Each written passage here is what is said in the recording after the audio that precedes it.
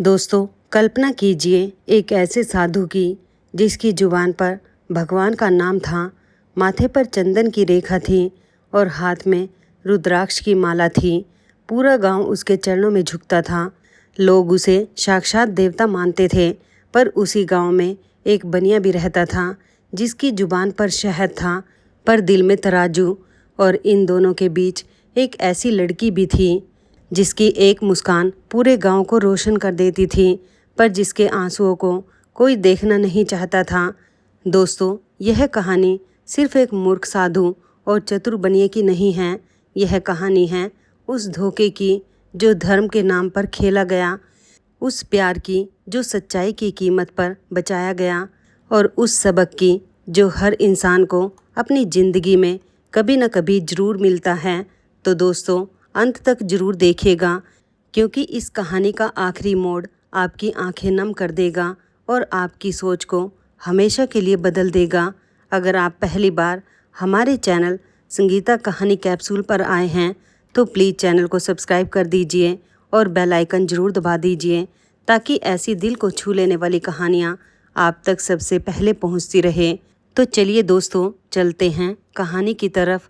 बहुत समय पहले की बात है। हिमालय की तलहटी में बसा एक छोटा सा गांव था जिसका नाम था चंदनपुर। यह गांव अपनी सुंदरता और शांति के लिए दूर दूर तक मशहूर था। यहाँ की हवा में चंदन की महक थी और यहाँ के लोगों के दिलों में सादगी का संगीत बजता था। इसी गांव के बीचों बीच एक प्राचीन शिव मंदिर था। मंदिर के पास एक विशाल पीपल का पेड़ था जिसकी छाया में अक्सर एक साधु बैठा करता था। उसका नाम था स्वामी विरागानंद। उम्र होगी कोई 45 साल। चेहरे पर लंबी सफ़ेद दाढ़ी, माथे पर त्रिपुंड, गले में रुद्राक्ष की कई मालाएं और कंधे पर भगवा वस्त्र। देखने में स्वामी विरागानंद किसी सिद्ध पुरुष से कम नहीं लगते थे। उनकी आवाज़ में एक अजीब सी मिठास थी और उनकी बातों में एक ऐसा आत्मविश्वास था जिसे सुनकर हर कोई मंत्रमुग्ध हो जाता था। पर सच्चाई यह थी कि स्वामी विरागानंद को धर्म की गहराई का बहुत कम ज्ञान था। वो जो भी सुनते उसे ही दोहराते। उन्होंने कभी किसी ग्रंथ को गहराई से नहीं पढ़ा था, कभी किसी गुरु के चरणों में बैठकर शिक्षा नहीं ली थी। बस वर्षों की भटकन ने उन्हें कुछ श्लोक और कुछ कथाएं याद करा दी थी और उसी के सहारे वे अपना जीवन चला रहे थे। लोग उन्हें पूजते थे क्योंकि वे बाहरी रूप से एक संत जैसे दिखते थे, पर उनके भीतर एक छोटा सा बीज था जो धीरे धीरे एक बड़े पेड़ में बदल रहा था। वह बीज था अहंकार का। जब हर रोज़ इतने सारे लोग पैर छूते हैं, जब हर रोज़ इतने सारे फूल माला चढ़ाते हैं, तो भीतर कहीं न कहीं यह भावना घर कर ही जाती है कि शायद मैं सच में महान हूँ। उसी गांव में एक बनिया रहता था जिसका नाम था धनीराम। उम्र होगी कोई 50 साल। शरीर से थोड़ा भारी, चेहरे पर हमेशा एक मीठी मुस्कान और आंखों में एक तेज जो हर इंसान को पल भर में पढ़ लेती थी। धनीराम की एक छोटी सी दुकान थी गांव के बाजार में, जहां वह अनाज, मसाले और रोज़मर्रा की चीज़ें बेचता था। पर धनीराम कोई साधारण बनिया नहीं था। वह जानता था कि इस दुनिया में सबसे बड़ी पूंजी पैसा नहीं बल्कि लोगों की कमजोरी है। जिसने सामने वाले की कमजोरी पकड़ ली उसने आधी जंग जीत ली, और धनीराम इस कला में माहिर था। धनीराम की एक बेटी थी जिसका नाम था रूपा। उम्र होगी कोई 20 साल। नाम के अनुरूप ही उसका रूप था। गोरा रंग, बड़ी बड़ी काली आँखें, लंबे घने बाल और एक ऐसी मुस्कान जो किसी के भी दिल को पिघला सकती थी। पर रूपा की सबसे बड़ी खूबसूरती उसके बाहर नहीं, उसके भीतर थी। वह दिल की बहुत साफ थी, ईमानदार, संवेदनशील और दूसरों के दुख को अपना समझने वाली। रूपा अपने पिता धनीराम से बहुत प्यार करती थी, पर वह उसके व्यापार के तरीकों से कभी सहमत नहीं हो पाई। कई बार उसने अपने पिता से कहा था, बाबा, ज़्यादा कमाने की क्या ज़रूरत है, जितना है उतने में हम खुश हैं। पर धनीराम हंसकर टाल देता, बेटी, तू अभी नादान है, दुनिया का असली रंग तुझे नहीं पता। रूपा अक्सर मंदिर जाया करती थी। वह स्वामी विरागानंद के प्रवचन सुनने नहीं बल्कि भगवान शिव के दर्शन करने जाती थी। उसका मन शांत हो जाता था वहाँ। और इसी मंदिर में रूपा की मुलाकात हुई एक नौजवान से जिसका नाम था आर्यन। आर्यन गांव के पुरोहित का बेटा था। उम्र होगी कोई 25 साल। लंबा कद, गेहुआ रंग और आंखों में एक ऐसी गहराई जो किसी झील की तरह शांत थी। आर्यन ने काशी जाकर वेदों की शिक्षा ली थी। वह सच्चे अर्थों में एक विद्वान था, पर उसकी सबसे बड़ी विशेषता यह थी कि उसमें विद्या के साथ साथ विनम्रता भी थी। जब पहली बार रूपा और आर्यन की नज़रें मिली तो दोनों के दिलों में एक अजीब सी हलचल हुई। यह वह एहसास था जिसे शब्दों में बयान करना मुश्किल है। रूपा के गालों पर एक हल्की सी लाली आ गई और आर्यन की धड़कनें कुछ पल के लिए थम सी गई। धीरे धीरे दोनों की मुलाकातें बढ़ने लगी। मंदिर के पास के बगीचे में, पीपल के पेड़ की छांव में, नदी किनारे की पगडंडी पर उनकी बातें कभी धर्म पर होती, कभी जिंदगी पर और कभी उन सपनों पर जो दोनों ने मिलकर देखे थे। एक दिन आर्य ने रूपा से कहा, रूपा, मैं तुमसे शादी करना चाहता हूँ। मैंने अपने पिता से बात कर ली है, वह भी मान गए हैं। बस अब तुम्हारे पिता की हाँ चाहिए। रूपा की आंखों में आंसू आ गए, खुशी के आंसू। उसने धीमे से कहा, मेरे बाबा भले ही व्यापारी हैं, पर वह मेरी खुशी से बढ़कर कुछ नहीं मानते। मैं उनसे बात करूंगी। पर किस्मत को कुछ और ही मंजूर था। उसी दिन धनीराम मंदिर के पास से गुजर रहा था जब उसने स्वामी विरागानंद को कई लोगों से घिरे देखा। लोग पैसे चढ़ा रहे थे, अनाज दे रहे थे, कपड़े भेंट कर रहे थे। धनीराम की आंखों में एक चमक आ गई। उसके दिमाग में तुरंत एक योजना ने जन्म लिया। वह स्वामी के पास गया, हाथ जोड़े और बोला, महाराज, आज मैं धन्य हो गया। आपके दर्शन पाकर, आपकी कृपा से ही यह संसार चल रहा है। स्वामी विरागानंद ने गर्व से सिर हिलाया। उन्हें ऐसी बातें सुनना बहुत भाता था। बोले, वत्स, यह सब प्रभु की कृपा है।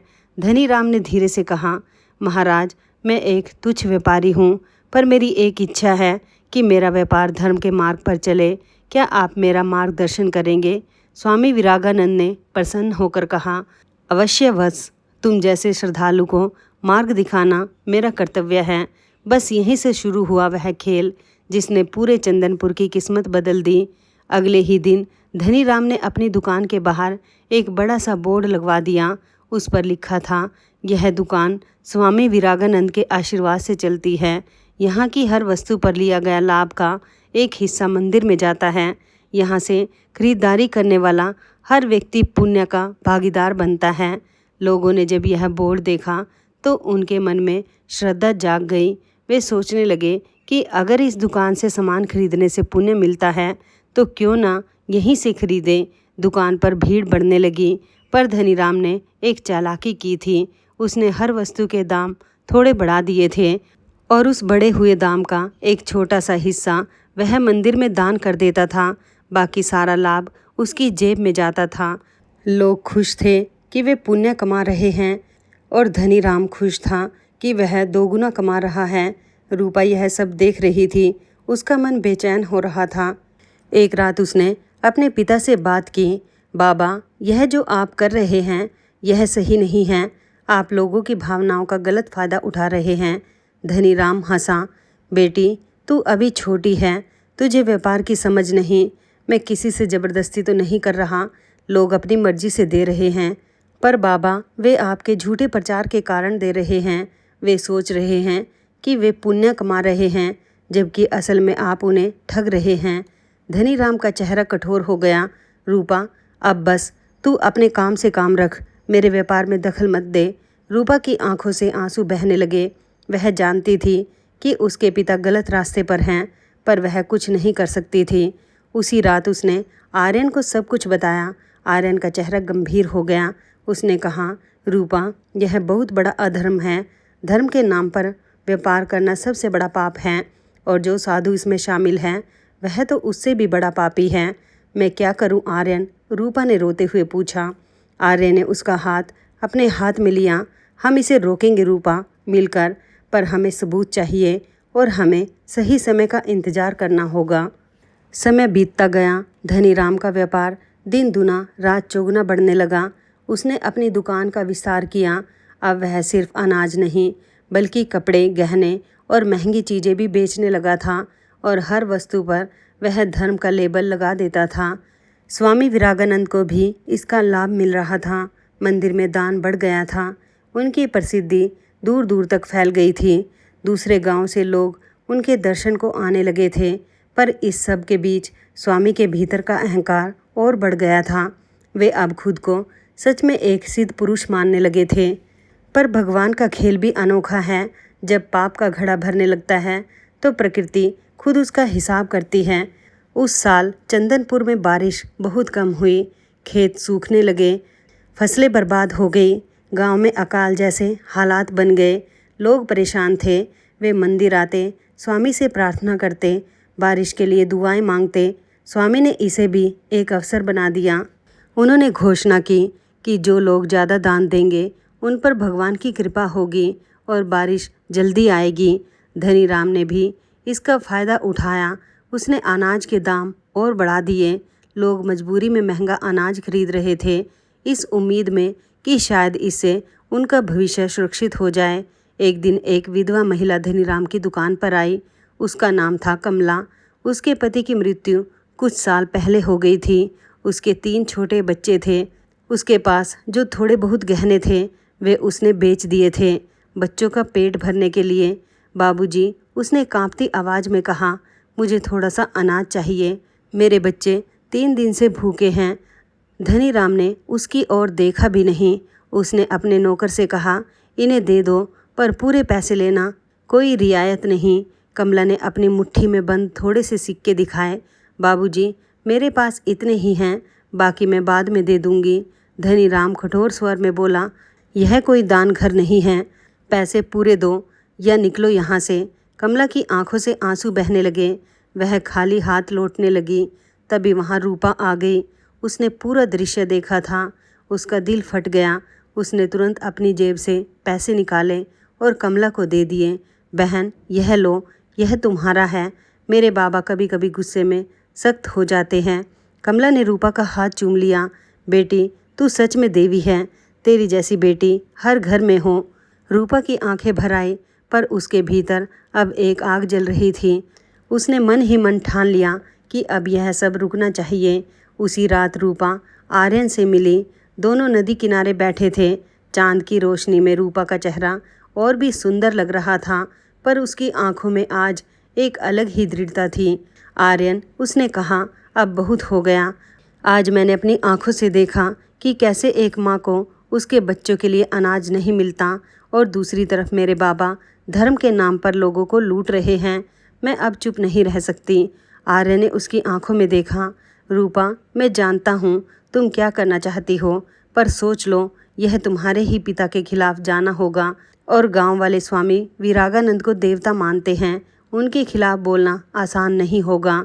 रूपा ने दृढ़ता से कहा, आर्यन, अगर मेरे बाबा गलत हैं तो वे मेरे बाबा होने का कोई लाभ नहीं ले सकते। और रही बात स्वामी की, तो जो साधु लोगों के दुख से अपना घर भरे वह साधु नहीं, सबसे बड़ा पाखंडी है। आर्यन के होठों पर एक हल्की सी मुस्कान आ गई। उसने रूपा का हाथ अपने हाथ में लिया। रूपा, यही सच्चा धर्म है और यही असली साहस है। मैं तुम्हारे साथ हूँ। हम मिलकर इसे रोकेंगे। दोनों ने उसी रात एक योजना बनाई। उन्हें सबूत इकट्ठा करने थे, गवाह जुटाने थे और सही समय पर सच्चाई सबके सामने लानी थी। पर इसी बीच एक अनहोनी हो गई। धनीराम को किसी तरह यह बात पता चल गई कि उसकी बेटी रूपा पुरोहित के बेटे आर्यन से मिल रही है और न केवल मिल रही है बल्कि शादी करना चाहती है। धनीराम आग बबूला हो गया। उसने रूपा को बुलाया और कहा, रूपा, मुझे पता चला है कि तू उस पुरोहित के बेटे से मिलती है। यह बंद होना चाहिए। मैंने तेरे लिए एक अच्छा रिश्ता ढूंढा है। शहर के सबसे बड़े सेठ का बेटा, बहुत पैसे वाले हैं। तेरी जिंदगी बन जाएगी। रूपा कांप उठी। बाबा, मैं आर्यन से प्यार करती हूँ और मैं उसी से शादी करूँगी। धनीराम का चेहरा क्रोध से लाल हो गया। उसने पहली बार अपनी बेटी पर हाथ उठाया। एक तेज थप्पड़ रूपा के गाल पर पड़ा। रूपा गिर पड़ी। उसकी आंखों से आंसू बहने लगे, पर वह रोई नहीं। खबरदार, जो उस पुरोहित के बेटे का नाम भी लिया तो तू मेरी इकलौती बेटी है, मैं तेरे लिए जो सोचूंगा वही होगा। रूपा धीरे से उठी। उसने अपने आंसू पोंछे और दृढ़ स्वर में कहा, बाबा, आज आपने मुझ पर हाथ उठाया, मुझे कोई दुख नहीं, पर आप जो धर्म के नाम पर गरीबों पर अत्याचार कर रहे हैं उसका दुख मुझे ज़रूर है और मैं इसे रोक कर रहूँगी, चाहे इसकी कोई भी कीमत चुकानी पड़े। यह कहकर रूपा अपने कमरे में चली गई। धनीराम वहीं खड़ा रह गया। पहली बार उसे एहसास हुआ कि उसकी बेटी अब बच्ची नहीं रही। रूपा और आर्यन ने अब अपनी योजना तेज कर दी। उन्होंने गांव के उन लोगों से मिलना शुरू किया जो धनीराम और स्वामी के झांसे में आ चुके थे। उन्होंने कमला जैसी कई औरतों से बात की, उन बूढ़े लोगों से जिन्होंने अपनी जमा पूंजी धर्म के नाम पर लुटा दी थी। धीरे धीरे एक छोटा सा समूह तैयार हो गया, पर सबसे बड़ा सबूत तब मिला जब आर्यन ने एक रात स्वामी विरागानंद और धनीराम की बातचीत खुद अपने कानों से सुनी। स्वामी अपनी कुटिया में बैठे थे। धनीराम उनके सामने एक थैली रख रहा था। महाराज, धनीराम ने कहा, इस महीने का हिस्सा, और हाँ, कल बाजार में एक नया प्रचार करवाना है। आप घोषणा कर देना कि बारिश तभी आएगी जब लोग कम से कम 100 रुपये का दान देंगे। स्वामी ने सिक्के गिनते हुए कहा, ठीक है बस, पर इस बार मेरा हिस्सा थोड़ा बढ़ाओ, मैं भी एक नया मठ बनवाना चाहता हूँ। धनीराम मुस्कुराया, महाराज चिंता मत कीजिए, जितना आप कहेंगे उतना मिलेगा। बस आपकी जुबान पर भगवान बैठा रहना चाहिए, बाकी सब मैं संभाल लूँगा। आर्यन ने यह सारी बात सुन ली। उसकी आंखों में आंसू आ गए। दोनों कितने गिरे हुए थे। धर्म का इतना बड़ा अपमान। वह तुरंत रूपा के पास गया और सब कुछ बताया। रूपा ने कहा, अब समय आ गया है आर्यन, कल पूर्णिमा है, पूरा गांव मंदिर में इकट्ठा होगा, हम वहीं सच्चाई सबके सामने लाएंगे। पूर्णिमा की वह रात आई। मंदिर का प्रांगण भरा हुआ था। चांदनी में पूरा मंदिर दूधिया रोशनी से नहा रहा था। स्वामी विरागानंद ऊंचे आसन पर बैठे थे। धनीराम उनके पास खड़ा था। लोग श्रद्धा से सिर झुकाए बैठे थे। स्वामी ने प्रवचन शुरू किया। उन्होंने वही पुरानी बातें दोहराई, दान का महत्व, पुण्य की महिमा, और इस बार उन्होंने एक नई बात जोड़ी। उन्होंने कहा कि बारिश तभी आएगी जब हर परिवार कम से कम 100 रुपये का दान देगा। लोग हलचल में आ गए। 100 रुपये उस समय बहुत बड़ी रकम थी, पर मजबूरी थी। बारिश चाहिए थी, फसलें चाहिए थी। तभी भीड़ से एक आवाज़ आई, रुकिए। सब चौंक गए। यह आवाज़ रूपा की थी। वह आगे बढ़ी। उसके साथ आर्यन था और उनके पीछे थे वे सभी लोग जिन्हें धनीराम और स्वामी ने ठगा था। रूपा सीधे मंच पर चढ़ गई। उसने पूरी भीड़ की ओर देखा। उसकी आंखें भर आई, पर उसकी आवाज़ में दृढ़ता थी। मेरे प्यारे गांव वालों, उसने कहा, आज मैं आपके सामने एक ऐसा सच बताने आई हूँ जिसे सुनकर शायद आप मुझे पत्थर मार दें, पर मैं आज नहीं बोली तो ज़िंदगी भर खुद को माफ़ नहीं कर पाऊँगी। भीड़ में सन्नाटा छा गया। धनीराम का चेहरा सफ़ेद पड़ गया। स्वामी के माथे पर पसीना आ गया। जो साधु आपके सामने बैठे हैं, रूपा ने स्वामी की ओर इशारा करते हुए कहा, यह कोई सिद्ध पुरुष नहीं है। यह मेरे पिता के साथ मिलकर पिछले कई सालों से आपको ठग रहे हैं। मेरे पिता हर वस्तु के दाम बढ़ाकर बेचते हैं और इसका एक छोटा सा हिस्सा यहाँ दान कर देते हैं। बाकी का सारा पैसा वे आपस में बांट लेते हैं। भीड़ में हलचल मच गई। धनीराम चिल्लाया, यह झूठ है, यह मेरी बेटी है, पर इसका दिमाग खराब हो गया है। रूपा ने आर्यन की ओर देखा। आर्यन आगे आया। उसने कहा, यह झूठ नहीं है, मैंने खुद कल रात इन दोनों की बातचीत सुनी है। स्वामी जी ने कहा था कि वे एक नया मठ बनवाना चाहते हैं और इसके लिए धनीराम जी को कहा था कि वे और पैसे जुटाएं। यह आज की घोषणा की 100 रुपये का दान इसी साजिश का हिस्सा है। कमला आगे बढ़ी। उसने रोते हुए कहा, यह सच है। कुछ दिन पहले मैं अपने बच्चों के लिए अनाज मांगने गई थी तो धनीराम ने मुझे धुतकार कर निकाल दिया था, और यही धनीराम धर्म की बात करता है। एक के बाद एक कई लोग आगे आए। सबकी अपनी कहानी थी, अपना दर्द था। पूरी भीड़ का मूड बदल गया। स्वामी विरागानंद कांप रहे थे। उन्होंने पहली बार अपने भीतर झांक कर देखा और उन्हें एहसास हुआ कि वे कितने गिर चुके थे। उनकी आंखों से आंसू बहने लगे। रुको, उन्होंने धीमी आवाज़ में कहा। पूरी भीड़ शांत हो गई। स्वामी अपने आसन से नीचे उतरे। उन्होंने अपनी पगड़ी उतार दी, अपनी रुद्राक्ष की माला उतार दी और ज़मीन पर बैठ गए। मैं अपराधी हूँ, उन्होंने कहा। उनकी आवाज़ काँप रही थी। इस बच्ची ने जो भी कहा वह सच है। मैं एक मूर्ख था जो धर्म के मार्ग पर चलने का दिखावा करता रहा, पर असल में मैं लालच के मार्ग पर भटक गया था। मैंने आप सबको ठगा है, मुझे माफ़ नहीं किया जा सकता। वे रोने लगे। एक साधु का रोना जिसने पहली बार अपनी सच्चाई को पहचाना था। धनीराम सकते में था। वह कुछ नहीं कह पा रहा था, पर जब उसने अपनी बेटी रूपा को देखा जो अब भी आंखों में आंसू लिए उसकी ओर देख रही थी, तो उसके भीतर भी कुछ टूट गया। वह धीरे धीरे आगे बढ़ा। उसने अपनी बेटी के सामने हाथ जोड़ दिए। बेटी, मुझे माफ़ कर दे। मैंने पैसे की हवस में अपनी इंसानियत बेच दी थी। तूने आज मुझे एक नई जिंदगी दी है। रूपा अपने पिता से लिपटकर रो पड़ी। बाबा, आप अभी भी मेरे बाबा हैं, बस गलत रास्ते से वापस आ जाइए। उस रात पूरे गांव में एक अद्भुत दृश्य था। स्वामी विरागानंद ने अपनी सारी संपत्ति जो उन्होंने झूठ से कमाई थी गांव वालों में बांट दी। धनीराम ने भी अपनी कमाई का बड़ा हिस्सा वापस लौटाया। उसने कमला जैसी विधवाओं के लिए विशेष इंतजाम किए।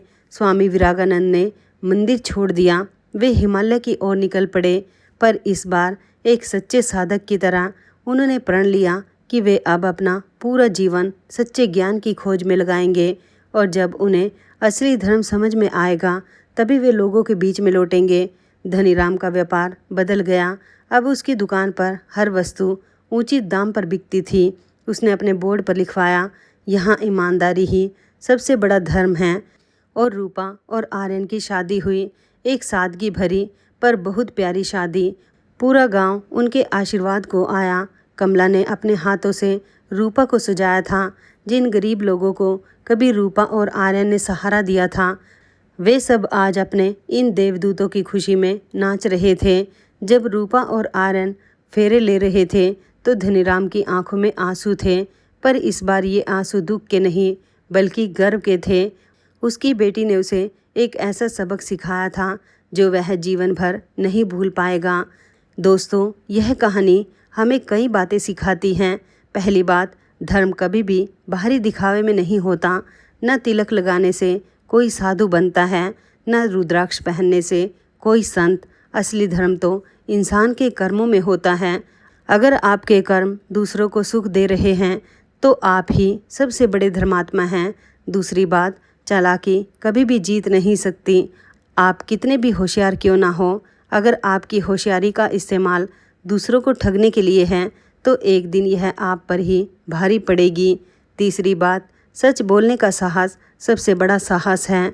रूपा एक छोटी सी लड़की थी, पर उसने अपने ही पिता के खिलाफ खड़े होकर वह काम किया जो बड़े बड़े नहीं कर पाते।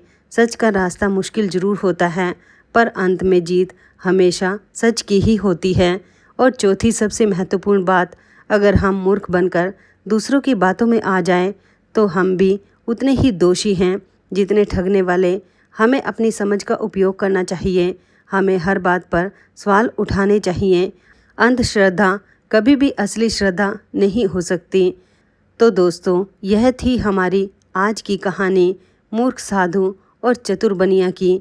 एक ऐसी कहानी जो हमें याद दिलाती है कि धर्म और व्यापार दो अलग अलग रास्ते हैं, और जब इन दोनों को ज़बरदस्ती मिलाया जाता है तो सिर्फ अन्याय जन्म लेता है।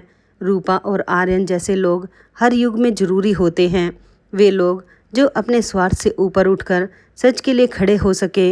अगर आज भी आपके आसपास कोई ऐसा अन्याय हो रहा है, अगर कोई आपकी श्रद्धा का गलत फ़ायदा उठा रहा है, तो डरिए मत, आवाज़ उठाइए, क्योंकि चुप रहना भी एक तरह का अपराध है। दोस्तों, अगर यह कहानी आपके दिल को छू गई हो, अगर इससे आपको कुछ सीखने को मिला हो, तो प्लीज़ वीडियो को लाइक ज़रूर कीजिएगा। कमेंट में बताइए कि इस कहानी का कौन सा हिस्सा आपको सबसे ज़्यादा पसंद आया। और अगर आप पहली बार हमारे चैनल संगीता कहानी कैप्सूल पर आए हैं तो चैनल को सब्सक्राइब करना मत भूलिएगा। बेल आइकन भी ज़रूर दबा दीजिए ताकि ऐसी दिल को छू लेने वाली कहानियाँ आप तक सबसे पहले पहुँचती रहे। अपने परिवार और दोस्तों के साथ भी यह कहानी ज़रूर शेयर कीजिएगा, क्योंकि कुछ बातें ऐसी होती हैं जो हर इंसान को सुननी चाहिए। मिलते हैं अगली कहानी में, तब तक के लिए अपना ख्याल रखिए, अपनों का ख्याल रखिए और हमेशा सच के रास्ते पर चलिए। जय श्री कृष्ण। धन्यवाद दोस्तों।